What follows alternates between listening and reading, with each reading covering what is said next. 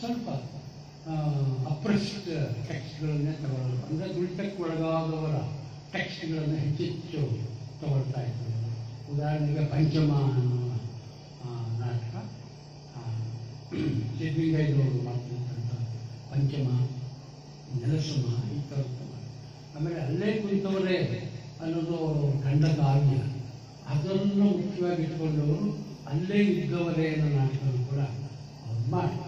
ಅದರಲ್ಲಿ ಭಾಳ ಮುಖ್ಯವಾದ 2 ಬೀದಿ ನಾಟಕಗಳು ಕೂಡ ನನ್ನ ನೆನಪಿನಲ್ಲಿ ಇದೆ. ಒಂದು ಬೆಂಚಿ, ಇದರಲ್ಲಿ ಆದಂಥ ಒಂದು ಘಟನೆಯನ್ನು ಇಟ್ಕೊಂಡು ರಾಜ್ಯದಾದ್ಯಂತ ಒಂದು ಪ್ರತಿಭಟನೆಯ ಇದಾಗಿ ಬೀದಿ ನಾಟಕದಲ್ಲಿ ಕೆಲಸ ಮಾಡ್ತಾರೆ. ಜೊತೆಗೆ ಪತ್ರಿ ಸಂಗಪ್ಪನ ಕಗ್ಗೊಲೆ ಎನ್ನುವ ಇನ್ನೊಂದು ನಾಟಕವನ್ನು ಕೂಡ ಡೈರೆಕ್ಟ್ ಮಾಡ್ತಾರೆ. ಸೊ ಇದೆಲ್ಲ ಯಾಕೆ ನಾನು ನೆನಪಿಸ್ಕೋಬೇಕು ಅಂತಂದರೆ, ಒಂದು ಪ್ಯಾರಲಲ್ ಆಗಿ ಹೋರಾಟದ ಮೂಲಕ ರಂಗಭೂಮಿಯ ಸೃಷ್ಟಿಯನ್ನು ಎಲ್ಲಿ ಬೇರೆ ಬೇರೆ ಕಡೆ ದೇಶದ ಬೇರೆ ಬೇರೆ ಕಡೆ ಮಾಡ್ತಾಯಿದ್ರೆ, ಕರ್ನಾಟಕದಲ್ಲೂ ಕೂಡ ಸಮುದಾಯ ಪ್ರಸನ್ನ ಅವರು ಮತ್ತು ಗಂಗಾಧರ ಸ್ವಾಮಿ, ಆಮೇಲೆ ಇವರು ಕಿರಂ ನಾಗರಾಜ್, ಆಮೇಲೆ CG ಇದೆಲ್ಲ ಸೇರಿ ಸಮುದಾಯವನ್ನು ಕಟ್ಟುವ ಜಾಥಾಗಳನ್ನು ಸೃಷ್ಟಿ ಮಾಡುವ, ಜಾಥಾಗಳ ಮೂಲಕ ಹಲವು ಕೆಲಸಗಳನ್ನು ಒಟ್ಟೊಟ್ಟಿಗೆ ಮಾಡ್ತಾರೆ. ಒಂದು ಅನೆಕ್ಡೋಟ್ ಇದೆ. ಈ ಸಮುದಾಯನ 4 ಕಡೆ, ಕರ್ನಾಟಕದ 4 ಕಡೆ 4-5 ಜನ ಸಂಘಟನೆ ಮಾಡಬೇಕು ಅಂತ ಹೊರಟರು. ಸೊ ಎಲ್ಲರೂ ಬೇರೆ ಬೇರೆ ಕಡೆ ಸಂಘಟನೆ ಮಾಡಿ, ಹೈದರಾಬಾದ್ ಕರ್ನಾಟಕ, ಉತ್ತರ ಕರ್ನಾಟಕ, ಆಮೇಲೆ ಹಳೆಯ ಮೈಸೂರು ಮತ್ತು ಬಯಲುಸೀಮೆ, ಹೀಗೆಲ್ಲ ಸಂಘಟನೆಗಳನ್ನು ಸಂಘಟನೆ ಮಾಡಿ ವಾಪಸ್ಸು ಬೆಂಗಳೂರಿಗೆ ಬಂದರು ಎಲ್ಲ. ಆದರೆ CGK ಮಾತ್ರ ಹಲವು ಜನರನ್ನು ಕರ್ಕೊಂಡು ಬೆಂಗಳೂರಿಗೆ ಬಂದರು. ಅಂದರೆ 100 ಜನರನ್ನು ಬೆಂಗಳೂರಿಗೆ ಕರ್ಕೊಂಡು ಬಂದು ಅಷ್ಟು ಜನ ಇವತ್ತು ಸುಮಾರಾಗಿ ಅವರು ರಂಗದ ಮೇಲಿನ ಹಲವು ಕೆಲಸಗಳನ್ನು ಮಾಡುವಷ್ಟು ಅವರು ಕ್ರಾಫ್ಟ್ಮನ್ಶಿಪ್ನ ಬೆಳೆಸ್ಕೊತಾರೆ. ಅಂದರೆ ಸಮುದಾಯದ ಜೊತೆನೇ ಇದ್ದ CGK ಅವರು ಭಾಳ ಮುಖ್ಯವಾದ ಒಂದು ನಾಟಕ ಮಾಡ್ತಾರೆ. ನಿಮಗೆಲ್ಲ ಗೊತ್ತಿದೆ, ಆ ನಾಟಕದ ಮುಖಾಂತರ ಉಮಾಶ್ರೀ ಬಹಳ ದೊಡ್ಡ ರೆಡಿಯಾಗಿ ಸೃಷ್ಟಿಯಾಗ್ತಾರೆ. ಅದು ಒಡಲಾಡ, ದೇವೂರು ಮಹಾದೇವ ಅವರ ಒಂದು ನೀಳಿಗತೆಯನ್ನು ತಗೊಂಡು ಒಂದು ಒಡಲಾಡ ಅನ್ನೋ ನಾಟಕ ಮಾಡ್ತಾರೆ. ನಾನು ಅವ್ರಿಗಿನ್ನೂ ಭಾಳ ಸಣ್ಣವರು, ಥಿಯೇಟರೆಲ್ಲ ಗೊತ್ತಿರಲಿಲ್ಲ, ಲಿಟ್ರೇಚರ್ ಅಷ್ಟೇ ಗೊತ್ತಿದ್ದರಿಂದ ನಾನು ಹೋಗಿ ನೋಡ್ಕೊಂಡ್ಬಂದಿದ್ದೀನಿ ನಾಟಕ.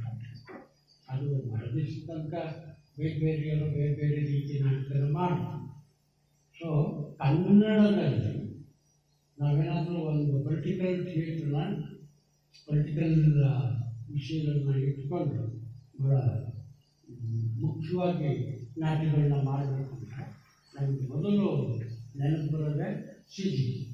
ನಾವು ನಾಟಕ ಮಾಡಬೇಕು ಅಂತೆಲ್ಲ CGK ಡೈರೆಕ್ಟ್ ಮಾಡಿದ್ರೆ ಹೇಗೆ ಅಂತೆಲ್ಲ ನಾನು ಚಿತ್ರದಲ್ಲಿ ಮಾಡ್ತಾಯಿದ್ದೆ. ಆ ಥರದ ಅವಕಾಶ ಬರಲಿಲ್ಲ. ಬಂದಿದ್ದು ನಮಗೆ ಸೇರಿಸ್ತಾರೆ ಅಂತ ಗೊತ್ತಿರಲಿಲ್ಲ. ಸೇರಿಸ್ತಾರೆ ಅನ್ನೋ ಚಾನ್ಸಸ್ ಇರುತ್ತೆ. ಅಂದರೆ CGK ಹಲವು ಸಂಘಟನೆಗಳು ಕಟ್ಟಿ ಬೆಳೆಸೋದಕ್ಕೆ ಅವರು ಮುಖ್ಯವಾದ ಕಾರಣ ಆಗ್ತದೆ. ಒಂದು ಗಾಂಧಿ ಭವನದಲ್ಲಿ ಅವರು ನಿರ್ದೇಶಕರಾದಾಗ ಮುಖ್ಯವಾದ ಕೆಲಸಗಳನ್ನು ಮಾಡ್ತಾರೆ. ಲೈಬ್ರರಿ, ಆ ಫೋಟೋಸ್ನ ಗಾಂಧಿ ಬೆಳೆದಿದ್ದು, ಜೊತೆಗೆ ಅವರು ಇಡೀ ಕರ್ನಾಟಕದಲ್ಲಿ ಗಾಂಧಿಯಂಥ ಸೋಷಿಯಲಿಸ್ಟು ಅಥವಾ ಬೇರೆ ಬೇರೆ ಯಾರು ಕೆಲಸ ಮಾಡ್ತಾರೆ ಅನ್ನೋದನ್ನು ಗುರುತಿಸಿ ಒಂದಷ್ಟು ಅವರ ಮೇಲಿನ ಪುಸ್ತಕಗಳನ್ನು ತರ್ತಾರೆ. ಆ ರುದ್ರಪ್ಪ ಅವ್ರ ಮೇಲೆ ತರ್ತಾರೆ, ಹೆಚ್ಚಿನ.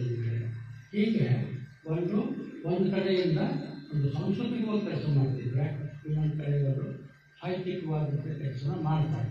ಒಮ್ಮೊಮ್ಮೆ ಎಷ್ಟು ಮಾತಾಡಬೇಕು ನಾನು ಅದನ್ನು ಹೇಳಿ ನಾನು ನನ್ನ ಮಾತನ್ನು ಮುಗಿಸ್ಬೇಕು ಅಂತ ಅಂದ್ಕೊಂಡಿದ್ದೇನೆ.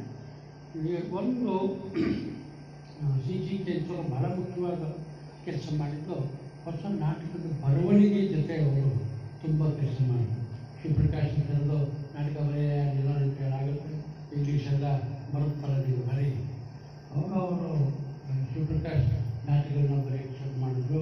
ಮಹಾಚೈತ್ರ ನಾಟಕನ, ಆಮೇಲೆ ಮುಖ್ಯವಾದ ಇನ್ನೊಂದು ನಾಟಕ ಮಾಡಿದ್ರು ಶಿವಪ್ರಕಾಶ್ ಶೇಕ್ಸ್ಪಿಯರ್ನ ಸ್ವಪ್ನನೌಕೆ ಎನ್ನುವ ಒಂದು ನಾಟಕ, ಭಾಳ ಇಂಪಾರ್ಟೆಂಟ್ ನಾಟಕ. ನಮ್ಮ ಗಮನದಲ್ಲಿ ಭಾಳ ಹಿಂದೆ ಮೊದಲು CGK ನಾಟಕನ ಮಾಡಿಸಿದ್ರು.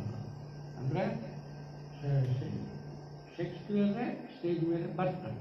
ಅವನ ಸ್ವಪ್ನನೌಕೆಯನ್ನು ಇಟ್ಕೊಂಡು 16ನೇ ಶತಮಾನದ ಶೇಕ್ಸ್ಪಿಯರ್ ಎಲ್ಲಿ ಪ್ರಾಸ್ಪರೋ ಮುಖಾಂತರ ಕಲೋರಿಯಲ್ಲಿಯೂ ಮುಂದಕ್ಕೆ ಬರುತ್ತೆ ಅಂತ ಹೇಳ್ತಾನೆ, ಆ ಅಂಶ ಮುಂದೆ ಬರುತ್ತೆ ಅನ್ನೋದು ಇಟ್ಕೊಂಡು ನಾಟಕನ ಇದು ಶೇಕ್ಸ್ಪಿಯರ್ನ ಸ್ವಪ್ನನೌಕೆ ಭಾಳ ಮುಖ್ಯವಾದಂಥ ನಾಟಕ.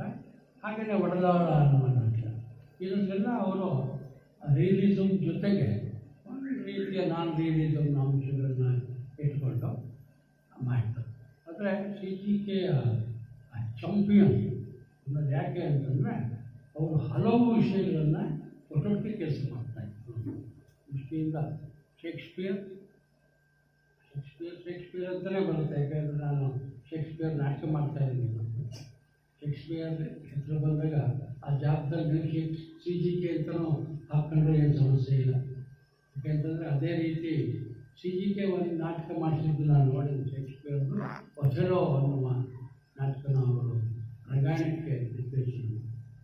ಅವರು ಯಾಕೆ CGK ನಮ್ಮೆಲ್ಲರಿಗೂ ಅಥವಾ ಥಿಯೇಟ್ರಿಗೆ ಭಾಳ ಮುಖ್ಯವಾದವರು ಅಂದರೆ ಅವರು ಸಮುದಾಯದ ಮೂಲಕ ಎಕ್ಸ್ಪ್ರೆಸ್ ಮಾಡೋದನ್ನು ಭಾಳ ಢಾಳಾಗಿ ಎಲ್ಲ ಕೆಲಸಗಳಲ್ಲಿ ಕಾಣಿಸ್ತಾ ಇದ್ದರು ಅನ್ನೋದು ನನ್ನ ಮುಖ್ಯವಾದ ಅಂಶ.